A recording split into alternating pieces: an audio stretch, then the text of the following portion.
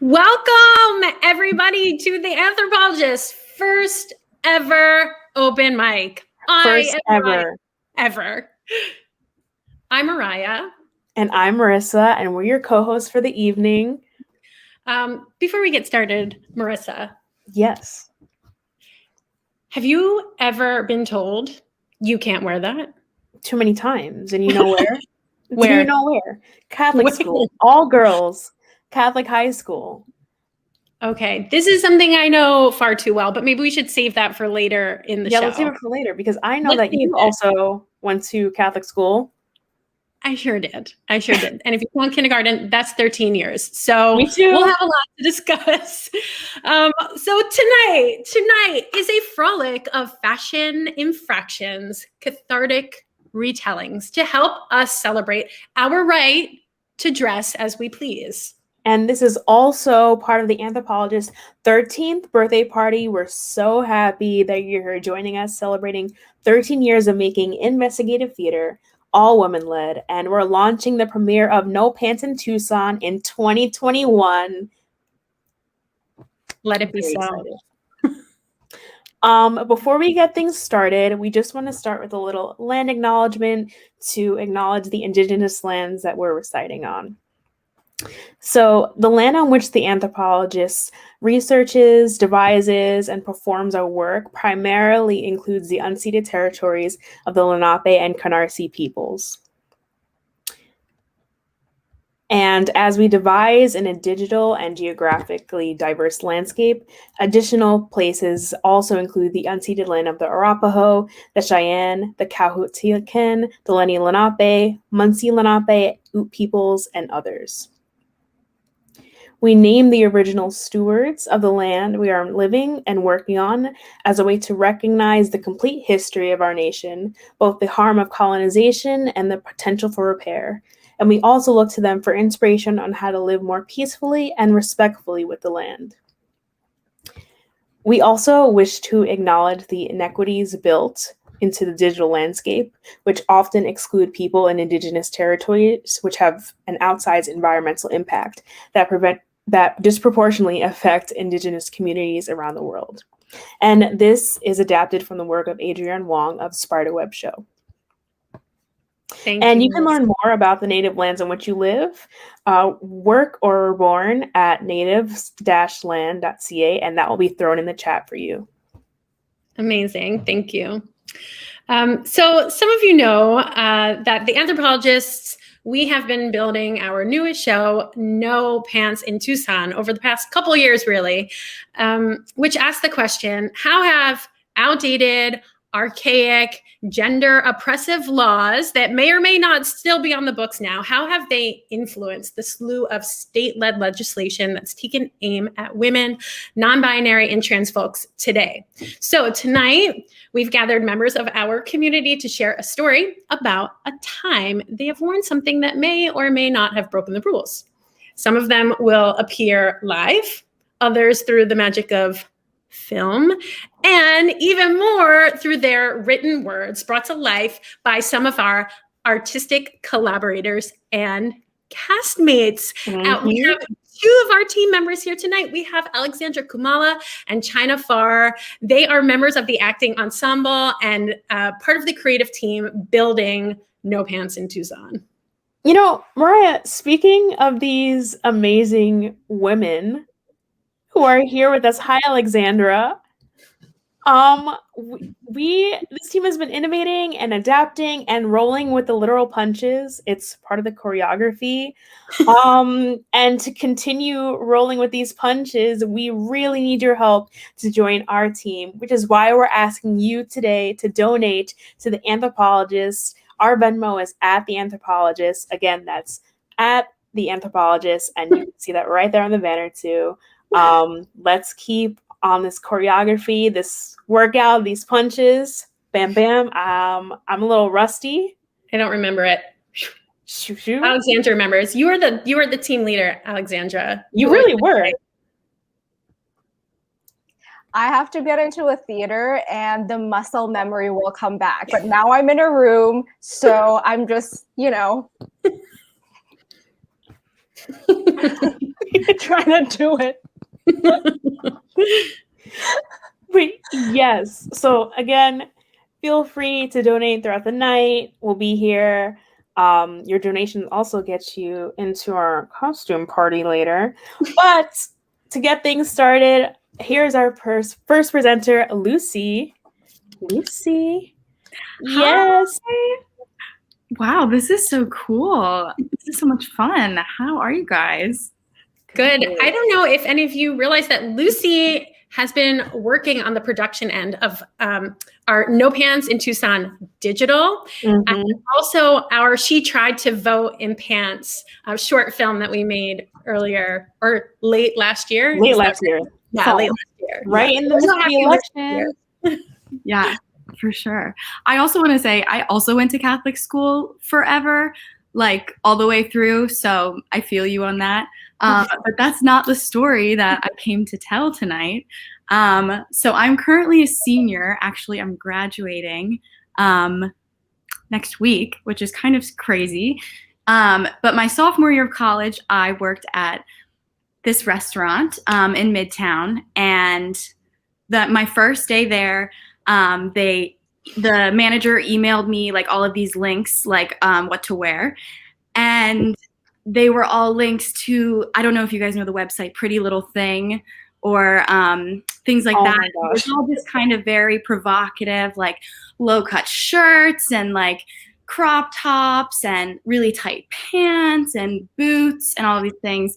And I emailed him back and I asked if we had to wear boots because I had never, ever worked at a restaurant serving tables for 8 hours where you had to wear boots and you couldn't wear sneakers. And he said, yes, you have to wear boots. Sneakers are not allowed.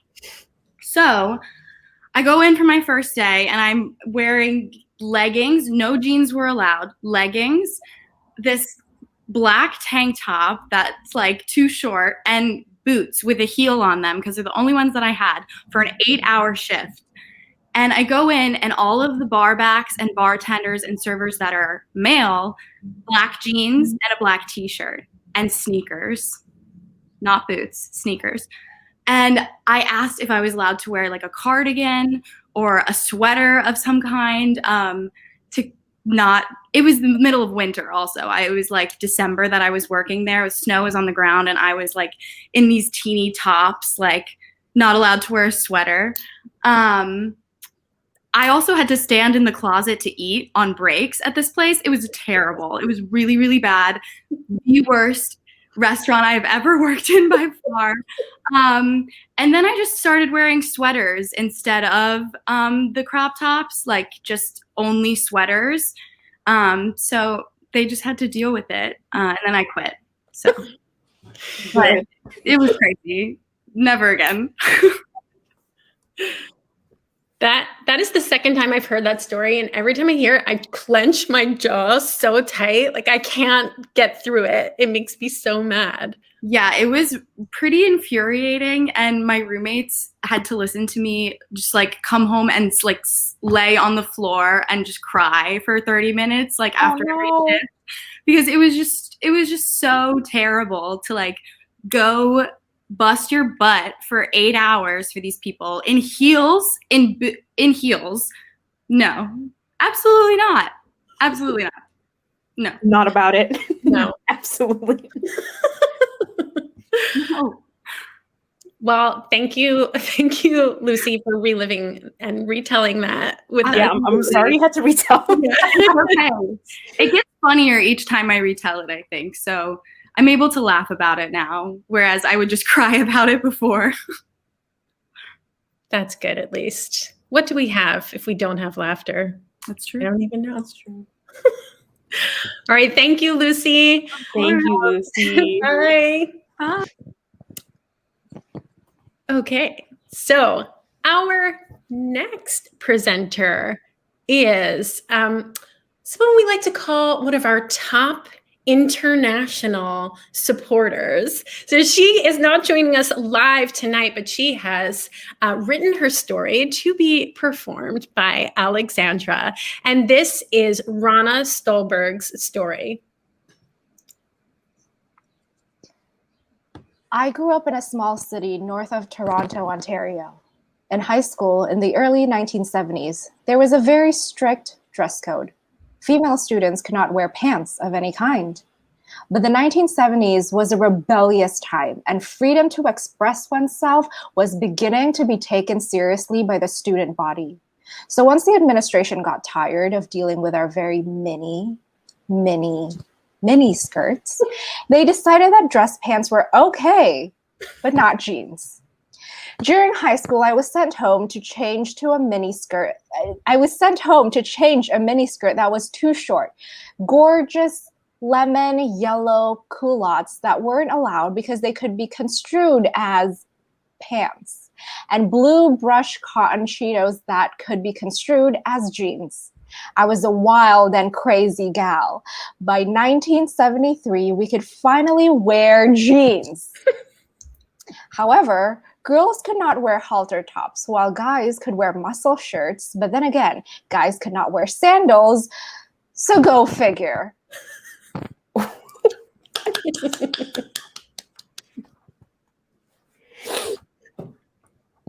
Oh my gosh. Thank you. Thank you for that, Alexandra. Marissa, I don't know if you remember this. I feel like our first rehearsal, Alexandra too, where we talked a lot about culottes. We did. Well, we had because you had culottes on. I did. You did have culottes. I feel like at the first workshop where I met everyone, you had culottes on, and we had to break up into team skirts, team pants, and team culottes, and that's how we've been rolling when we're like sorting groups now in like rehearsal. All right, Melissa, if you're listening on the back end of this, the culotte track needs to come back into the show. So mark that down as you're making just so right. Bring back the culottes. So good. All right, let's keep this party rolling, shall we? Yes. All right. So our next guest is what you may call a bit of a celebrity. Just a little bit. Yeah. It begs the question, like, celebrities, are they just like us? Discuss. Are celebrities just they are, but there's a knob where it's like bam. Okay. You know? Yeah, I feel that. But I will say this. Like a couple months ago, I was driving and I saw Oscar Isaac on the side of the road with his two screaming children trying to get them into the car. And I was like, that celebrity is just like me. Listen, I saw the amount of times I've seen Alec Baldwin like strolling a stroller next to Bob's Burgers on NYU campus and just like, that's Alec Baldwin. He's just like, yeah, like they're just like us. They're just like us. They're just like us. And I think this next story is going to prove that. So you may recognize this person from RuPaul's Drag Race, or maybe more likely from her hit show, Crazy Ex-Girlfriend, a show which I might add has two incredible women in the driver's seat, which I love. So please welcome, recorded all the way from the West Coast, Rachel Bloom. So I remember Valentine's Day, 3rd grade. I showed up to school in such a 90s outfit that I'd gotten at Macy's. And by I'd gotten, my parents gotten, I didn't have money, I was in 3rd grade. It was a like spaghetti strap dress with roses on it that came with its own little sweater. Again, very 90s.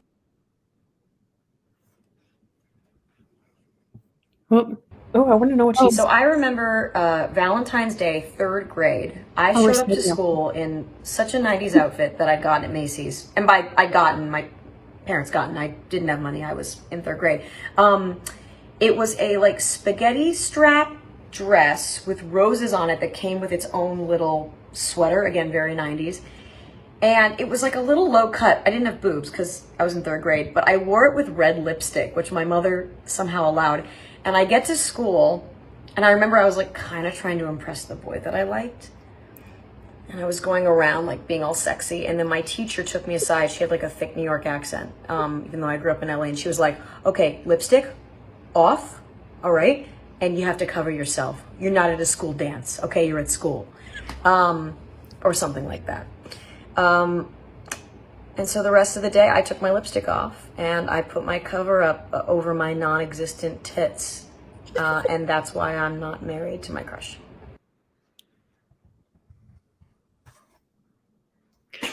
Well, that's super sad that the video had some technical problems, but hopefully everybody could hear that clearly. Could you hear it, Marissa? I could hear it clearly. And that just means we're getting closer to live theater. I think so too. It felt very authentic. It did, right? Yeah. But seriously, like, what's up with that? Like, that's a thing I keep seeing currently in the news too, of like young kids going to school, like on a hot day or not a regular day, and like teachers sending them home. And these are not private schools with uniforms. These are public schools, wherever you want, and sending kids home, like, because of spaghetti straps. Because it's like, it's too distracting. What? What do you mean it's too distracting? Makes me crazy. I mean, okay, if you start at like a young age by saying spaghetti straps are too distracting, then you're just getting it ingrained that it's just policing of women's bodies. But yeah, and then those children grow up believing that spaghetti straps should be policed, and then the cycle continues. Right, and then it's like the over-sexualization of what? Yeah, of yeah, what? exactly. Right. Anyway. Yeah. Anyway, well, this does make me think, like, again, like in the early phases of No Pants in Tucson. Do you remember that law? We played around with it a bunch in the beginning. It was like no cleavage in Cleveland. Yes. No cleavage in Cleveland. Which I feel like we've deviated from that a little bit, and we started to focus more on like the no pants in Tucson. But yeah, it is just like strange. Like what is so scary about cleavage, either on a woman or a child who does not have any cleavage at all? True. No cleavage in Cleveland is in fact a true story. It really is. It really is. So unfortunate. Yeah. On that note, should we move on? Yeah, I think we should. It.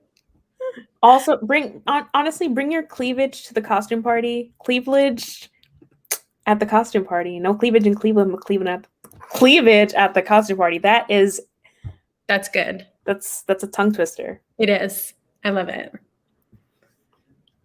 All right. So let us move on to our next guest, who is Beth Heller. She is an active audience member and once actually seated within a performance under St. Mark's. Hello, Beth. Yes, indeed, I was. Thanks for having me. Of course. Thanks for being here. I could never quite tell, Beth, if that was a fun experience for you or a mortifying experience for you. I felt like I was an extra in your play, and I felt part of the experience, which made me happy. Great. I'll take it.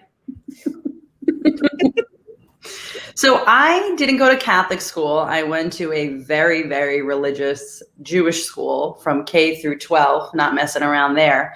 And part of the rules, we had a dress code, and you had to wear a skirt, which I hated, and the skirt had to cover your knees, and your shirt had to meet where your skirt was. You couldn't wear tank tops, V-neck, the whole thing. And it really was about being modest. And, you know, I was a rule follower. So it's like, yeah, I don't like wearing skirts, but these are the rules. Okay. And when I was in 8th grade, so I was 14, I was in a class that was taught by a male rabbi, and it was something about Jewish laws, something, I don't know. And I was sitting in the back of the class, and it was traditional setup. So it was like 4 rows, and I was in the back of that row. And I don't think I was very engaged in the class. I think I thought it was kind of boring. And in the middle of the class, like I was kind of tired. And so I stretched, like a really big stretch. And when I was stretching, my shirt, which was this forest green t-shirt from none other than Joyce Leslie's, for those of you who remember. And when I stretched, like a little bit of my midriff showed. It was probably about like 2.5 inches between the bottom of my shirt and the top of my skirt. So a little bit of my stomach was showing. And it was probably for about 2, maybe 3 seconds. And the rabbi stopped the class, and there was about 15, 20 eighth graders in the class, and pointed to me and said, "You're being very inappropriate." And as a rule follower, I was like, "Oh my, like what, like what did I do?" And then he like made everyone was looking, everyone like turned around, it was like everyone was now looking at me because I was in the back of the class and I could just see everyone facing me. And I didn't really know I didn't know what I had done wrong. I thought maybe it was like, you're showing that you're not engaged in this class, which I wasn't. And I can't remember if I left and cried or if I just like slowly started to melt in my chair. I can't remember that part. What I do remember is later that day in school, the rabbi came up to me and explained that I was being inappropriate because he could see like a little bit of my stomach. Now, the thing is that like the shirt probably fit like 6 weeks earlier, but I probably got boobs like in the last like 10 minutes. So of course, like there was like, it didn't really fit anymore. And I just remember talking to him and feeling awful. I was like crying, and I feel like he was like trying to apologize, but it definitely didn't come off that way. But he was like explaining himself as like why he had like called me out in front of everyone. And, I had thought I had done something totally wrong, but I realized now that he brought all this attention to me, which was the opposite of the dress code, and made me feel awful about myself. And I realize now that he was the one that was wrong. Yes. Like Why do you ended it that way? Well, I don't understand. But that's what it was. Stopping at class because 2 inches of your midriff wow. Like nothing. I mean, it wasn't like dancing around. And nobody would have noticed it. No one would have noticed this like, inappropriate behavior had he not made the whole class turn around and look. That's right. I thought it was the stretch that would, like we've all done like an extra stretching class. Yeah. Or we're maybe a little too loud, but it's literally because of 2 inches of skin. Yeah. No. Like, why are you even looking? Gross. Yeah. Why are you looking? Shame. He tried to shame you. I'm shaming him. Game of Thrones shame. Shame. Thank you for your support. You're welcome. I can't curse on this show. We can't. Otherwise, I would say something else. But thank you, Beth. We appreciate that story. We do. Yes. And it sort of goes, it's like a nice segue into our next story, which is actually somebody Beth knows quite well.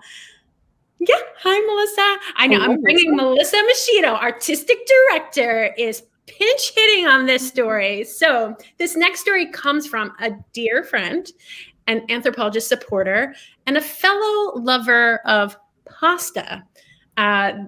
This next story is from Marissa Fink. Hold on. Melissa. Pause. Turn on your mic. Muted. See, I was being a streaming technician and being quiet backstage. Sorry, thank you. Here we go. The short version of a short story is this. In the summer after my junior year of college, I went to Italy. The idea was really to eat a lot of food and look cute and study art history. But once I landed at the campus in a tiny mountain town called Urbino and 0 people spoke English, I quickly switched all my courses to Italian languages. I spent a lovely summer drinking cappuccinos, sweating, deciding Nutella was the best gelato flavor, and buying swimsuits with very little tushy coverage. Anyhow, it was all fun and pasta until all of a sudden, I couldn't feel my arms. Yep, one day I started to lose feeling in my arms. They were tingly and I couldn't hold things or grip. It was scary. After I tried to navigate the Italian healthcare system alone and with little success, my mom decided she needed eyeballs on me, so she flew out. We decided to make the most of it and planned some travel. We booked a gorgeous little family-owned B&B in Rome for Shabbat. I mapped out how to walk to the shul in Rome from where we were staying, and on Saturday morning, I put on my pale pink cap sleeve t-shirt that I had bought to match my Club Monaco black skirt with the pink pattern. It was smack in the middle of the Sex and the City moment, and I was basically Carrie Bradshaw but in flats. We show up to shul, and the young Israeli security guard at the door told me I can't go in because I was inappropriately dressed. We explained that we were not tourists, that we were there to pray, but she was adamant, and with my face burning from embarrassment and anger, we turned and left.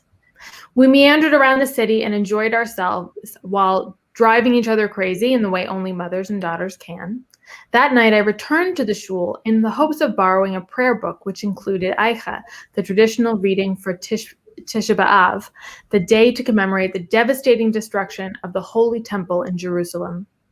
The same guard was there. She began to cry, apologizing profusely for turning me away, and said she was being dogmatic, but should never have turned away a Jew who was just trying to observe the Sabbath and pray.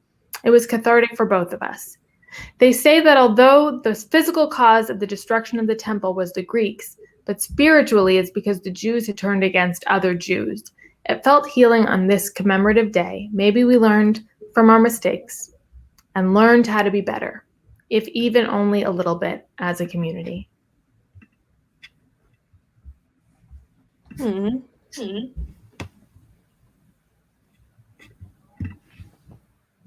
You're muted, Mariah. Lame. Lizzie, what I like about that story was that somebody made what they felt like it was a mistake and then said that. Isn't that refreshing? It is very refreshing. And it's sad that it's like not the first time I've heard a story like that, especially when it comes to faith. Like I know I've been in churches where it's like, well, just recently you could start wearing jeans to church, but I remember maybe like 10 years ago it was like shame on you, or like how you get the stares, you know. I know. Yeah, but that's just so refreshing to see a change of mind and also the acknowledgement of the wrongdoing by the person. Bravo. Like, not to point this out, but the person was a woman who apologized. I'm just saying, women are amazing. But that's all. That's all. That's it. Nothing else. But let's go on to our next person, our next presenter, who's Marian Hardart. She is a continued collaborator. You might recognize her from the Anthropologists Save the World. Welcome, Marian. Thank you. Can you hear me? Yes. Cool. So much fun to be here. I love hearing these stories. And I'm another Catholic school girl, and that is my story. So first of all, like when I was growing up, I had a best friend, one of my best friends who lived up the street from me, and she was a year older than me, and I wanted to do everything that she did, and like we had some matching clothes, and anyway, we were like just so close, and I wanted to be like her and do what she was doing. So we went to the same grammar school, and it went up to 8th grade, but she left after 7th grade to go to this high school that started at 7th grade. So she went into it in 8th grade. And I was still in 7th grade, but I told my mom, I want to do that too. I want to leave my grammar school and go early to this high school so I can miss out on my 8th grade graduation, I guess. I don't know why I felt the need to leave, but I had to follow my friend. So we go, and we go for the interview or whatever it is, and we're given the lowdown on the uniform. And the fall and spring uniform was a light blue skirt and a solid white or blue top with a collar. Had to have a collar. It could be button up or over, pull over, but it had to have a collar. And then the winter uniform was different altogether, different colors, brown, green, blue. Maybe those were the new colors. The brown and green were additional colors in the winter in a different skirt. So, okay, I get it. We get it. So on my first day of 8th grade, new school, I don't know how this happened, but I didn't wear one of those shirts. I wore a shirt that not only was not solid, it had every color in the rainbow in it. It was like a rainbow shirt. Now, where was my mother? How did my mother let this? So there's a part of me like, and this would so be my mother, that would be like, they don't really mean it. Like, you can't wear that on your first day. You should wear color. Like, I can totally kind of see my mother doing that. Yeah. So I get on the bus, and I think I blocked most of it out. I do remember getting in trouble as soon as I walked in the door in the school, and I had to live my whole first day in a new school, standing out like nobody's business in all the wrong. And I don't think I thought I could ever make up for that. Like, how can you get that wrong? How can you get a uniform wrong? I got it so wrong. But now looking back, I can't take credit for it because it wasn't an act of rebellion, but I wish it had been an act of rebellion, because then I could feel really proud of wearing that rainbow shirt. But it was an accident. That now is just a funny story for me to look back on. You can see the horror in me and Marissa's faces. We're like, no, not the rainbow shirt. Listen, that fall and spring uniform, and then you better adhere to it, or it's like you'll be the story of the year.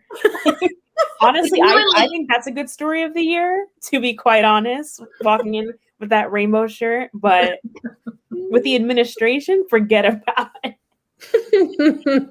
The idea of how much harm can be done by color. I know. We used to sneak like solid color shirts under our like white polo shirts. You get like a pop of color. Like sometimes that would fly, but only with the spring uniform. There was like little leeway.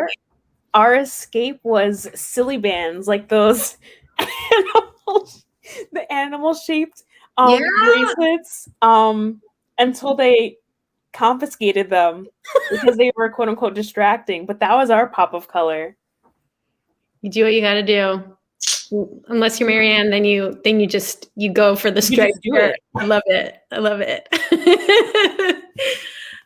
Well, thank you.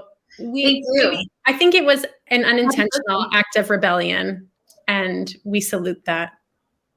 We'll go with it. Speaking of rebellion, you know what another act of rebellion is? What is an act of rebellion, Mariah? Women in office, if you ask me. Which is why, I might add, we are partnering with 21 in 21, which is an organization founded in 2017 to achieve full representation in the New York City Council by helping women win. Yes, please, and thank you. Stay tuned. We're putting together the finishing details, but we are going to be hosting an event next month that is going to highlight these women candidates so you can meet them.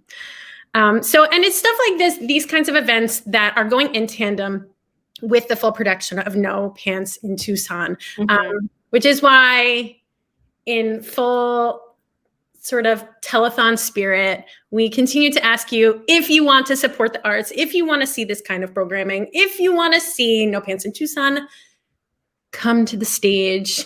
There are lots of ways you can contribute. Marissa, how can you contribute? Well, we have, what is it called? A Venmo account, which is at The Anthropologists. Again, that's our Venmo at The Anthropologists. You can give a donation of any size. Also, you can make a tax-deductible donation at Fractured Atlas, which supports a lot of indie theater companies and artists.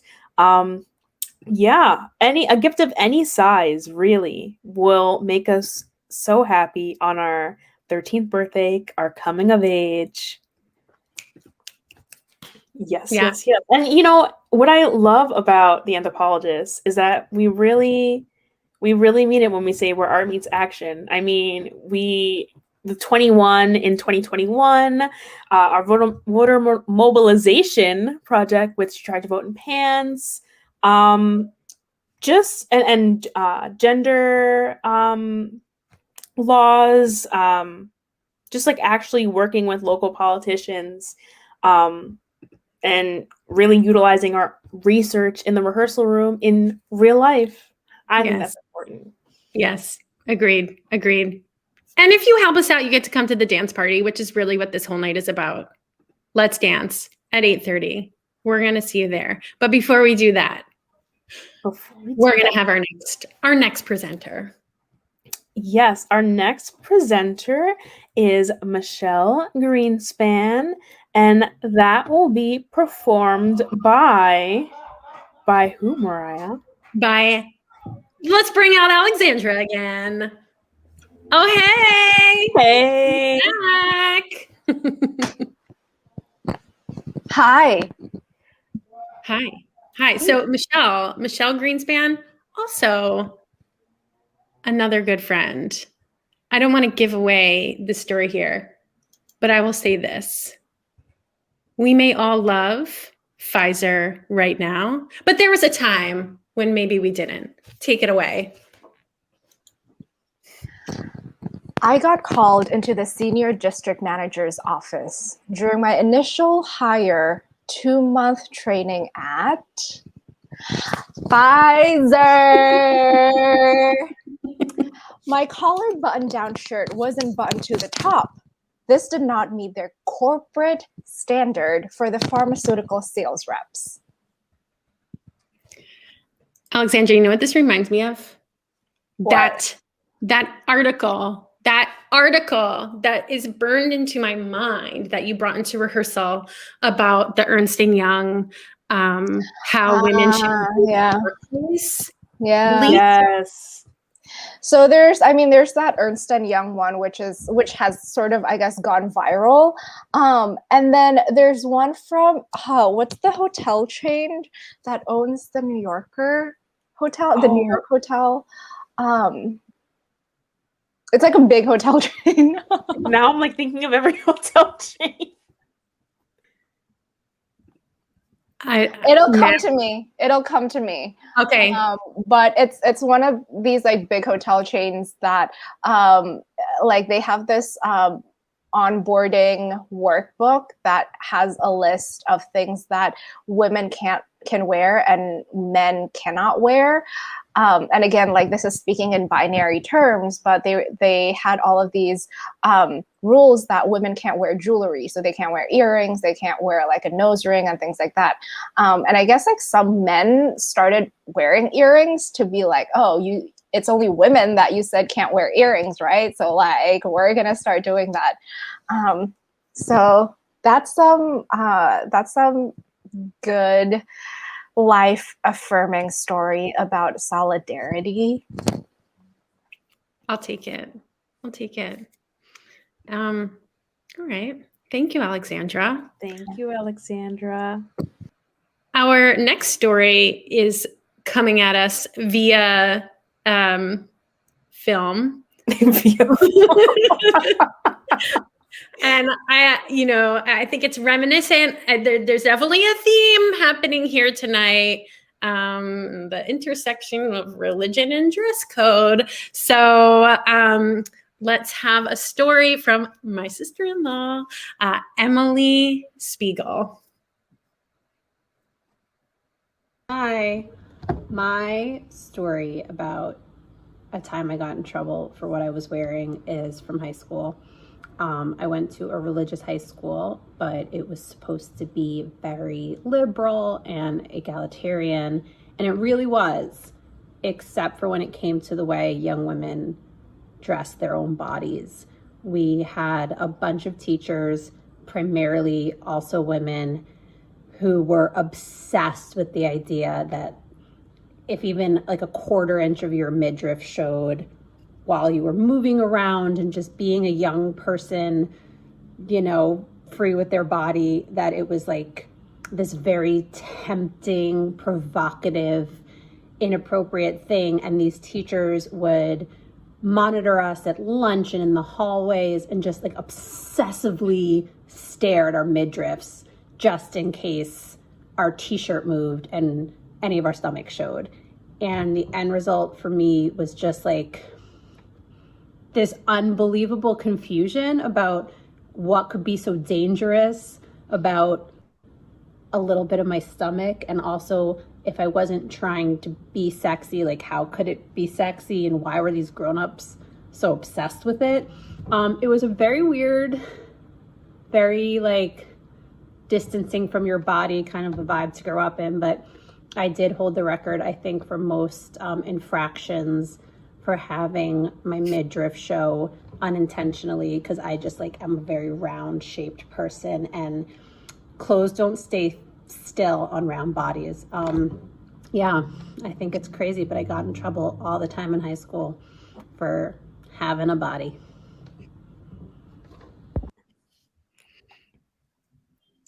Somebody get this woman an infraction trophy. I think she needs to have one. I think so too. That story, it hit hard. It hit hard for me. Yeah. Because it's like literally getting in. Emily said it best, like getting an infraction for having a body. That's what it is. Yeah. Well said. Yeah. We called them, I don't know if you called them this in Catholic school, Marissa, but we called them demerits. Did you get demerits for dress? My brother goes to an all-boys Catholic high school, and they call them demerits. We didn't call them demerits. We call them demerits. I got a lot of demerits, mostly for shirt being untucked. Also, your shirt was untucked, Mariah? Yeah. Also, gum chewing. That's not a dress code violation, but that was my bad. I did that a lot. But also, I pierced my nose, which was against the dress code in high school. Oh my gosh. I have a story about a piercing. That was not. I wore a Band-Aid on my face every day for 2 years. Listen, that was better. I got my ears pierced, like my second hole, with the medicinal earring and the plastic earring. I had a doctor's note, and I forgot it was a gym day. So I'm like, hey, gym teacher, I had this note. This is a medicinal piercing. Please, like, can I just keep it in? She's like, no, take it out now. And it's just like bleeding for class. And then the next period, the hole had closed up. I was so pissed. No. I just wish in this moment we could have like a visual of baby Marissa and baby Mariah just like in their Catholic school. Oh, look at that. There it is. You're so cute. Why are you so cute? Oh my, that is me in my freshman year uniform, but in senior year, because we did like a freshman uniform day, like on our last week. Great. And that's baby you. What grade were you in? That was, I don't know. It was pre-braces. I could tell you that. Pre-braces. And I got braces early, so that's probably like a third grade. Probably a third grade. Tiny. Because then you switched to the skirt in 6th grade. You had the jumper from kindergarten. Oh yeah, yeah. We switched from the jumper in 6th grade. Yep. Yeah, that's when you knew you made it. All right, let's move on, shall we? Yeah. Okay. Yeah. So our next presenter is fellow mover, shaker, performer, artist, Catherine Maringolo. Hi, Catherine. Hey guys, happy birthday. 13. In the teen years now. Hard to know. Tough. Hopefully we don't, feisty is good, I think, for a theater company turning 13. Not for an actual human. Not for an actual human. I mean, I love anything, a little odd and abnormal and doesn't fit in, Which kind of brings me to my story. I was when Mariah reached out about telling a story in which I had ever been told you can't wear that. The first thing I thought about was like, I've kind of been told that my whole life. Really, since I was like really little, I had a nickname, and that was Ragamuffin. because I just, I mean, once my parents got past like actually getting me to put on clothes, then those clothes didn't quite work. So I actually wrote a poem, which I'll share, that kind of sums that up. Ragamuffin. My mother called me ragamuffin in a teasing tone, maybe meant to be endearing, but it didn't land as such. A ragamuffin, I thought, must be bad, ugly, or wrong. At least that's how it seemed from the tune of her song. I've never liked tight waistbands or materials that can't breathe. Never been a fan of scratchy sweaters, or hats for that matter. I tried and tried for years to dress like her or you or them, to shake my title of ragamuffin that followed me like a bad perfume scent. I thought I might outgrow it, that someday I would learn to be undisheveled at best, like the busy working people, like the really well-dressed. Put on something different, you ragamuffin, I can sometimes still hear. Brush your hair, wash your face, put on a little makeup, tie that lace, wear this bra, choose one color. But I don't actually have one favorite color. Not for any stretch of time. One day it might be yellow because I'm fond of a certain flower, or another it might be white because I like a clean palette. I don't quite have a style. I go by the day. Which fabric feels good against my chest? Do these pants have room to move around? Does this dress make me feel free? I think of my mother's and my mother's mother's words. Why can't you dress more like your sister, more like me, or this, or them? I smile now as I think of it, though surely the old judgment hangs on my shoulders some days when I feel more fearful of truly being seen. Oh, yes, I realize. They were once ragamuffins too. They'd just been unhappily forced into boxes and dresses they were trying to force onto you. Thanks, guys. Thank you for sharing Thank that, Catherine. Yeah, No, you're welcome. seriously, I think you really touched on like how all this is really generational, Yeah. I feel a little choked up. Thank you. Thanks for Oh, that. yeah. That was so amazing. Now I want you to dance to it. Go put together a dance piece and then come back to us. I'll be right back in 5 minutes. Put that together. Yeah. Thank you so much, Catherine. I think there are probably a lot of ragamuffins in this room tonight. So There are. we My see you. heart goes out to all the other ragamuffins of the world. Thank you. Thank you, Catherine. All right, Marissa, let's jump right into the next story, shall we? Let's do it. Okay, so this next story comes from one of my college roommates, and I just have to call her out and say that this is a person who wore the same pair of snow boots every day for an entire year and the same winter hat, which she lost and then found 2 months later in the lost and found box at her favorite bar and continued to wear it. So, sorry, Preeti. Icon. Had to tell the world about that.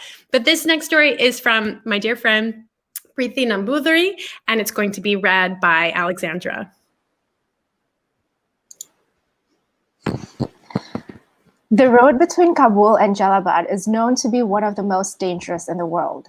94 miles of twists and turns, and with each an unknown. I had been in Afghanistan for around 2 months at this point, and the striking, stark features of its dark history seemed to contrast vastly with the soft, kind hearts I had met. This would be my first visit to the youth training sites where young women and young men, separately, were learning a trade along with basic literacy, numeracy, and life skills they needed to support their families and communities. The next morning, I awoke and readied for a long day. I rummaged through my bag, pulling out a salwar piece that would appropriately cover me, the hijab a colleague had given me. Showered, I went to grab a clean pair of underwear and realized that, fraught with a hangover, I had not packed any. I picked up the pair I had slept in, which coincidentally was the one I traveled in. And well, I smelled them. Tolerable enough for me, but my poor colleagues, I went to the sink and washed them by hand with soap and hung them dry. Me and mines would have to go out into the world without cover. I went outside and met my female colleague, draped in her blue burqa. We arrived at the first site and we were met by the elders. The team had briefed me and the local Taliban had informed the community that they must close the women's side of the school as it was inappropriate. Inappropriate to be of the house, inappropriate that it was so close to the young males, inappropriate that they were in command of their future. The elders wanted to meet with the head of the organization to discuss. My male colleagues asked me to stay in the car and approach the elders. As they pointed to me, I could see the elders become distraught. They did not expect the organization to send a woman to discuss the matters.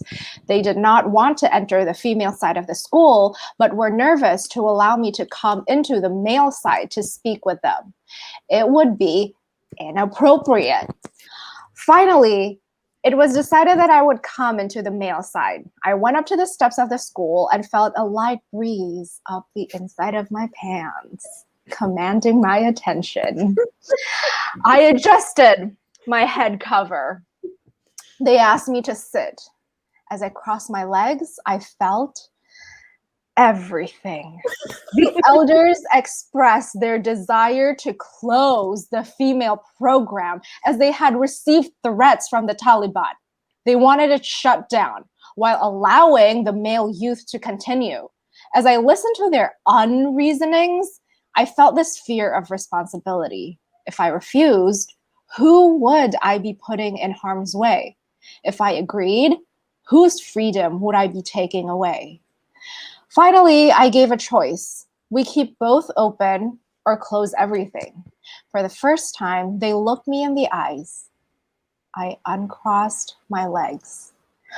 On the way home, as we drove through once more through the twists and turns, I thought about how me and mines sat in commando, refusing to negotiate with the Taliban, and the school would remain open. Triumph. Thank you. Oh, thank you for that telling. I hope Preeti got a chance to hear that. That was amazing. Thank you so much. Thank you, Alexandra. Thank you, Preeti, for sharing this story. All right, let's keep this ball rolling. Let's do it. So, who's next? Is it Mariah's sister, Dominique Montesero? I didn't give you that. She's tied with Patrick, who is Melissa's husband, for most times, and the Artemida's intent audience. Hello, Dominique. Hi. So I am a teacher in New York City, and I just want to share a story tonight about I'm just going to say it, my crazy principal. The first principal I worked with is known throughout the entire city as being kind of a lunatic. So I was teaching fourth grade. I just remember, I can't remember if it was September or June, but I remember it was like 90 degrees out. Got my little bitty fourth graders in front of me. And my principal was known for like getting really obsessed with different ideas. Like he would just get on a kick about something and then like show up to your classroom randomly to like lecture your students on whatever he was feeling passionate about. So one of these random days, he shows up in my room. I'm like, all right, he's here. He wants to talk to you guys. I have no clue what's coming. And he goes on this rant about how he keeps seeing boys in shorts and how boys should not wear shorts. It's not professional. He doesn't care how hot it is. If you want to be taken serious in life, you wear pants.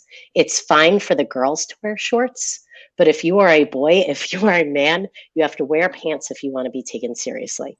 And I'm just standing there. I had no clue this was going to be thrown on me. And I'm not sure what I'm more angry about. The fact that I don't know, he's talking to fourth graders about being professional. It's fourth grade, right? The fact that it's 90 degrees out and he wants the boys to be like sweating, or the fact that he thinks that this thing that's so unprofessional is fine for the girls. Because, like, who cares about you? You're not going to be professional anyway. So, like, you do you, wear whatever you want.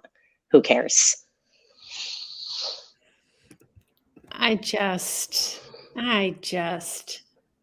makes me so mad, because what the underlying suggestion there is that what we perceive as feminine is weak. Mhm. And that's the line he's drawing. That's the line a lot of people draw. And no, thank you, principal, sir. Yeah, no, thank you. Oh my, that's like, I can't even. That is infuriating. Also, like, public school, you get no say. Go back to your office. True. That's true. Go back in time, Dominique, and you can say that to him. Yeah. I think I'm still scared of him, though. I don't think we shame him live right Yes. now. Oh my gosh. Well, we are getting towards the end of this night, which is We're sad. getting towards the end. I thought there was more. There's one more. There's like, oh, you mean of the whole night? The whole night. Mariah, don't scare me like that. I'm so sorry, Marissa. What's happening later? The costume party, you got me scared. I thought it was canceled. No, the costume party is happening right after, well, not right after, but at 8:30 tonight, 8:30 p.m. Eastern Standard Time. And to get into it, all you have to do is gift us a donation of any amount to our Venmo, which is at the Anthropologist, or you can make a tax-deductible donation through our Fractured Atlas. Yeah, we really want to see you there. I have my hot pants on, so. Oh, yeah. You can only get the top now, but the pants for later. I feel like I want to coordinate with you, so I have an idea. Pop on but it. You'll have to wait to see it. All right. So we're going to close out just this portion of the evening with a story that I wasn't necessarily going to allow on this segment. When my dear friend asked if she could tell a positive story, I was like, oh no, we're telling oppressive stories tonight. And I was like, you know what? Reel it back in. But then I remembered this tidbit that we learned, which is it is illegal to wear high heels higher than 2 inches in Carmel, California without a permit. Like, what? This is an actual law still in the books, not really enforced by the police, though. But if someone was like, hey, you can actually go and obtain a permit, like you can. So this is true. So this next story that you're going to hear, I mean, has a little danger in it after all. So let's bring Alexandra back up here. And this is a story by our dear friend, Shimel Varkis. The Power Pump, a beautifully crafted, ultra-transformative secret weapon masquerading as simple footwear. The Power Pump is that perfect outfit completer that not only looks fabulous, but also unlocked my confidence, replacing hidden insecurities. Let me rewind a bit. I have worked in the fashion and retail industry for just about 15 years. It was love at first sight when I came into this industry as a sales analyst at DKNY, Donna Karan, New York. Lucky for me, it became apparent that not only did I love this industry, but I also had a knack for it. It may surprise you to learn that while this industry is predominantly female-run, men disproportionately hold leadership roles. I quickly climbed the ranks, and while I was confident in my work, I was definitely suffering a bit from imposter syndrome. Did I belong at the table? The others are all so experienced. They're all so dominating. They're all so male. They're all so white. I was faced with a choice, fight or flight. Now, I am a natural fighter, but I have to say it was not always easy to get into that headspace. I needed to feel the part. let's get back to the power pump. I came to understand that in my personal career journey, the only way to my own path with conviction was to own who I am as an Indian American woman. Why should I hide my femininity? Instead, I chose to channel all the ferocity that comes with being a woman. Pumps have become synonymous with femininity. While at first glance, they can seem like nothing more than a painful piece of footwear meant to objectify women, I see them as so much more. Sliding into those 5-inch power pumps, I have an overwhelming and remarkably involuntary effect on me. They make me feel loud and proud. Entering that boardroom with those heels gives me a sense of authority. Those pumps give me the courage to stop a colleague that interrupts me. They give me the strength to stand up for my perspective. Really, what they give me is my bold voice. Now that's some kind of magic. That's on period. I love that. Like clothes really are like so like they just give you that boost to do it. You know what I mean? I know. And I think it's like the point is like whatever that is for you, like you wear it. Because there is that idea like, oh, like heels. That's so, like I think Shim will put it. It's like you're objectifying a woman. Not if you want to wear them. Not if you love them. Then put them on, you know? So I don't know. That story makes me so happy. And I can just, my power pump is more of like a sneaker. Listen, sneakers are popping too. But we all have those moments, I think, where you just like, you're like in your body, you're in your clothes, and you're just like ready to take on the world. Mm-hmm. And I love that. It's like your audition outfit, but for real life. Like that's what I feel like it is. You know, the one outfit that you wear because you're like, I'm gonna ace it. I'm gonna ace life in this outfit. Yes, 100%. What do you think? It's over. It's over, but it's over, but it's not over. It's not, because there's a challenge. We have drop in the feed here a new donor challenge. We need 5 more donors to chip in by 8:30. How many? Gift of any size. Only 5. Only 5. Yeah, she had a goal earlier today, and that's been cut down. We are down to 5. Who are our 5 donors who want to come to this dance party in your power pumps? Or your Converse. Whatever you want to wear. You want to wear pants? You want to wear a skirt? You want to wear your culottes? Go for it. Culottes. Bring a friend. Me and Mariah, it sounds like Mariah is going to match with me or, compliment. Bring a friend. Maybe we'll see who the best pair is. Who knows? Yeah. Let's get the tech team out here. Let's see who's been working the magic behind the scenes tonight. I want to see their beautiful faces. Let's give them a round of applause. We are so thankful. Where's our tech? But sit there. What it is. Michelle and Melissa. We only like M names here. Alexandra.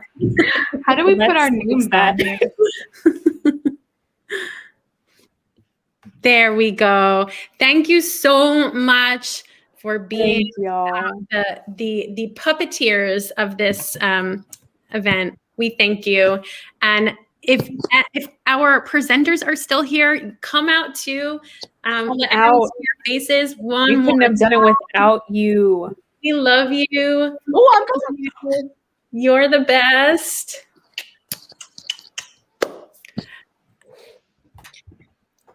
And we'll end on one more serious note, which is this. We are putting together this show because there are real world consequences happening every day. This year, 33 states have introduced more than 100 bills that aim to curb the rights of transgender people across this country. And advocacy groups are calling 2021 a record-breaking year for this kind of legislation. And this is in conjunction with the slew of attacks on reproductive rights that we've been seeing over the past few years.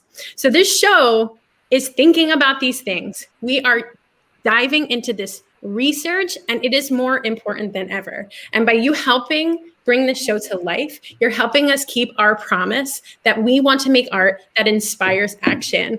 And we now need action more than ever. So just by being here is an act of celebration and defiance. And we're so happy to have you in our community of artists. So thank you. Thank you, everyone. Thank you, everyone. Come to the dance party. We will see you at 8:30. Come to the dance party. Help us meet our fundraising goal of Look at all this $5,000. Let's meet that 5 donor challenge. Shawali, love you. 4 more, babies. 4 All right, more. thank you so much, everybody, and we will see you later. Bye. Bye.